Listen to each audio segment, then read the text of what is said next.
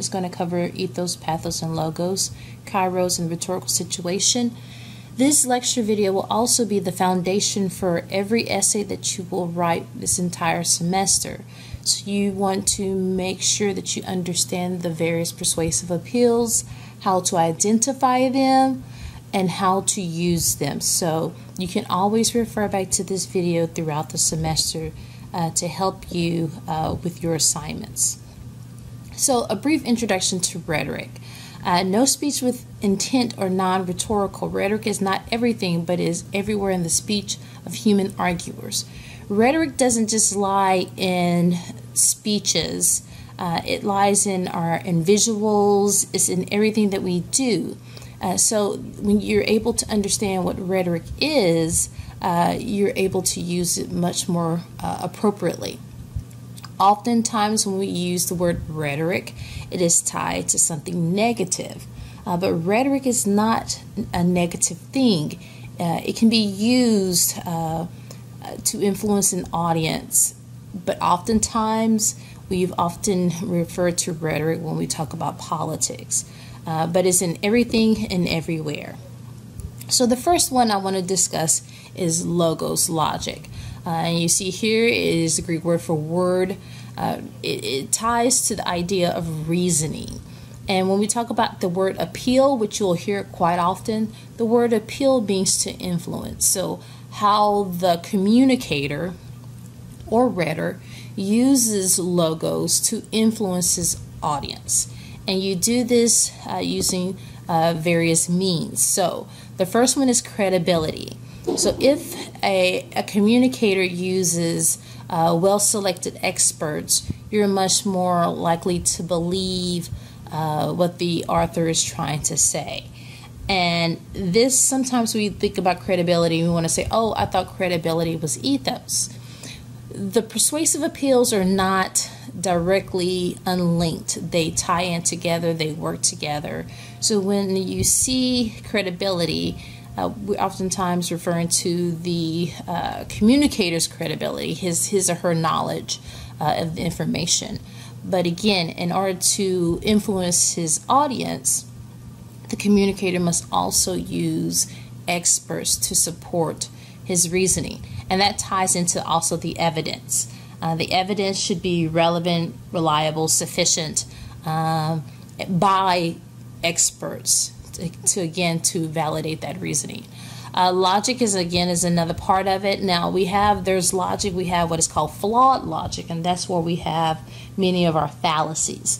So logic, like you see here at the very bottom, this syllogism is what we would call logic. So you have a major premise, a minor premise, and a conclusion. And if any of these things are incorrect, then you will have what we call flawed logic. So logic doesn't necessarily mean that it's flawless. It could be with flaws. So you want to make sure you look at the pieces of the reasoning to make sure that it works together. And also counter arguments work within the idea of logos. Counter arguments, you want to look at the counter arguments, look at their reasoning, and to see if it's flawed. And if you're able to identify the flaws in your opposition's logic, it makes your argument that much more stronger. And again, therefore showing that you are knowledgeable about the issue, which ties into ethos. So they all work together. Now, pathos, emotion, comes from the Greek word suffering. The way that I remember the persuasive appeals for logic, for logos, I think of logic. For pathos, I think of pathetic. So that way I can kind of remember how it works within the persuasive appeals. So pathos is the use of emotion, how the communicator appeals or influences the targeted audience emotions.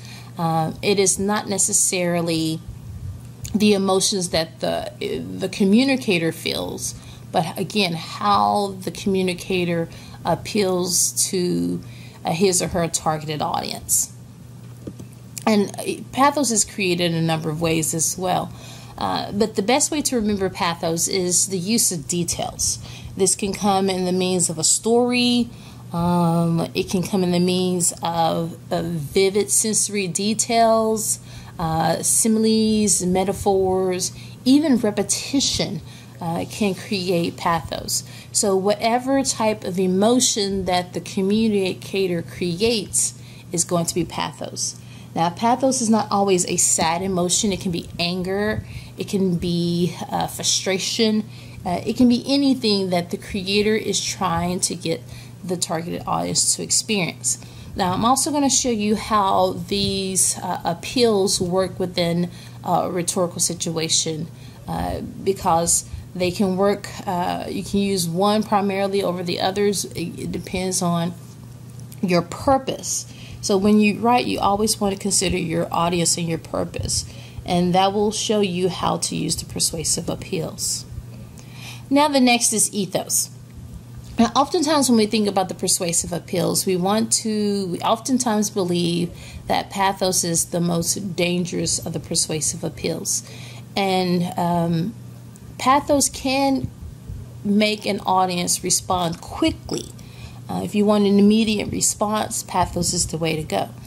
But ethos, according to Aristotle, is one of the most dangerous of the persuasive appeals because people can pretend to be something that they may not be. So the Greek ethos comes from the Greek word character, and that's why it can be somewhat dangerous, because a person can pretend to be a good, sound, moral person, and he or she may not be. So logos is the most important, according to Aristotle. Pathos is the most immediate response that you can get from an audience. And ethos is the most dangerous one, because pathos, again, they may respond quickly, but eventually they will come to reason and say, is what we're doing the right thing? And then they may say no. And so ethos, if you can get people to believe that you are of good character, they will follow you. And that's why rhetoric has such a horrible negative connotation, because when we think of ethos and we think of the persuasive appeals, when we think of rhetoric, we tend to think of politicians and how they may act like us or do like us, and then later on they go another way. So how is ethos created? You see it's created a number of ways. And again, it always goes back to character. Position, self-presentation, identification. I'm going to talk about all three of those together. So a communicator can take, if he or she takes a stand on an issue, their message may immediately grab people's attention because maybe they agree with that position, that stance. They will side with that person. Self-presentation is how you appear. So would you believe a person in a three-piece suit, or would you believe a person in dirty jeans? So again, it has a lot to do with your self-presentation, how if you want to get people to side with you. Identification is basically how do they identify themselves as the common person, or do they identify themselves as those of affluence? So it depends on where you stand, your understanding, and again, they may change. Oftentimes, if you look at politicians and when they go to these debates, if they're going to what they call a small town debate, they will dress down. They will have on khakis and nice dockers, and they will walk around the audience. They'll talk and look at the people in their eyes and identify with them, and you will see the audience nod their head yes and no. But then if you see that same politician a day later, they may be dressed in a $300 suit and using words you've never heard before because of that audience. So they try to look the part depending on who they're targeting. And there's absolutely nothing wrong with that. You must look beyond how they appear and look at their stance, what they say, how they say it, all those things again. And again, word choice and even just their cultural status. And again, if you look at politics, for instance, Hillary Clinton, when she first started running for president a few years back, that many women signed on with her because she was a female. And the same for Obama. Many African Americans signed on with Obama because he was identified as a black man. Again, That does not make it right, or it doesn't make it wrong. It's just how ethos works. We tend to flock to the people we look like, who share our same morals, our same values, our same beliefs, and that's how they pull people in. Now continue on with this idea. So you see the triangle that in front, and so at the top you have the message, and this is where the information, argument, reasons, evidence, and data reside. The message is your main idea, and the details and the evidence that you use to support it. This is where you will have your logos. This is where logos is created. Now down here at the end where it says communicator, this is where you have your ethos, credibility, authority. And again, how you look, what you say, how you say it, all of that is a part of that communicator. This is your ethos. And then over here you have the audience. You have beliefs, values, knowledge, and experience. And this is going to be where you have your pathos. This is where you have your human contact interaction with your targeted audience. So these three concepts create the rhetorical triangle, we call the rhetorical situation. So your message is going to be your logos, communicator is your ethos, and audience is your pathos. They all work together to create this rhetorical triangle. And whenever you're writing or even reading a text, as you will do, you want to identify that rhetorical situation immediately. Henry David Thoreau is the communicator. But in order to understand how effective his message is, you must be able to identify his message. What is his thesis? What is his claim? What evidence does he provide to support it? What are his reasons? Are the people that he referred to, are they of authority? And how does he appeal to his targeted audience? Who is his targeted audience? So to understand if the argument is effective, if his writing is effective, you will need to be able to identify these key components. Now later on, when you write your argument essay, you will be doing the same thing. You will then be the communicator, and you will create a claim, a message, and you will have a targeted audience. So you will be creating your own rhetorical situation for the argument essay. So it's very important at this point that you really understand the persuasive appeals, the rhetorical situation, because again, you'll be using them throughout the semester. Now for the textual analysis, here are some concepts that will help you with this paper. So the first thing that you want to do is to identify the author, understand who the author is, where he comes from, and this could be one of your sources for the assignment. You can identify biographical information about Henry David Thoreau, so that way you understand what he's trying to say, why he was locked up, and that will be context. Understanding why he was locked up, why he didn't pay his taxes, and those things will help you to understand his purpose.